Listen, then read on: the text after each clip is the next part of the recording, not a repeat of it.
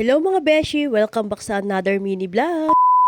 For today's video mga beshi ay ipapakita ko sa inyo mga kaganapan dito sa pinapagawa kong bahay kubo. Ngayong araw ko nga din pala mga beshi ipapagawa yung bakod na kawayan. Malalaki na din kasi yung mga tinanim namin na gulayin kaya naman talagang kailangan ng bakuran. Paano ba naman kasi yung mga alaga kong biik ay mga alpas nga sila? Baka kasi bungkalin nila yung mga tinanim namin na gulay ay naku sayang naman. Nag-order na nga din pala ako dito ng pang merienda para sa mga gumagawa.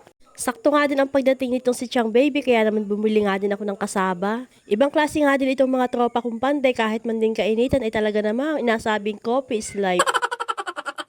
Mas gugustuhin pa nga nilang uminom ng kape kahit pakakainitan kaysa nga sa juice. Hindi ko na nga din pinoproblema ang pangmeryenda nila basta nga may kape ay talaga namang okay na. Feeling ko nga ay ganado sila sa pagtatrabaho basta nga nakahigop ng isang napakainit na kape. Mga puntungan yan mga beshi ay magtatanghali na din kaya naman nag-asikaso na ako ng pagluluto para sa kanilang pananghalian. Pagkatapos ko nga makapagsaing ay ito namang ulam ang aking lulutuin. Hindi ko nga alam kung anong tawag sa recipe na ito basta ito ay kathakulaang. Nagisa nga lang ako diyan ng bawang sibuyas at luya tapos nga ay sinangkot ko yung karning manok. Naglagay nga din ako diyan ng kamatis at ng isang katerbang sabaw. At syempre, naglagay na nga din ako diyan ng mga pampalasa. Inantay ko nga lang na kumulo yung sabaw at inilagay ko na nga din yung sotanghon. At ayun, ilang minuto nga lang napapakuluan ay okay na. Sa totoo nga lang ay hindi ko din alam kung anong tawag sa recipe na yan pero isa lang ang masasabi ko masarap.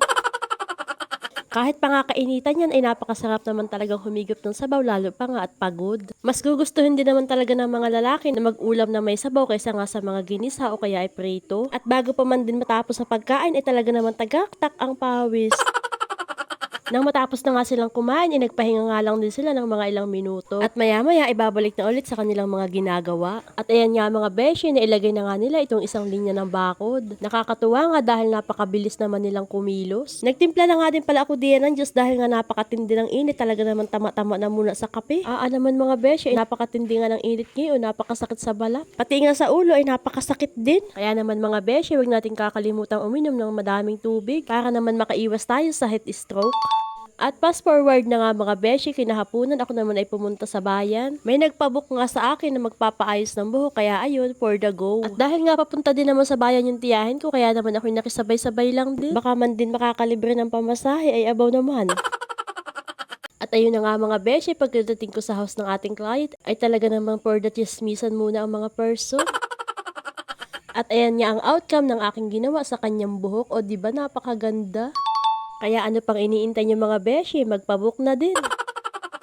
Bago pa nga kami tuluyang umuwi, ay bumili nga muna kami ng mga ihaw-ihaw. At ayun nga mga beshi, kinabukasan yung kinita ko nga sa pag-aayos ng buhok ay binili ko na nga agad ng lababo. Baka man din maubos pa sa kakataya ko sa waiting, ay naku sayang naman.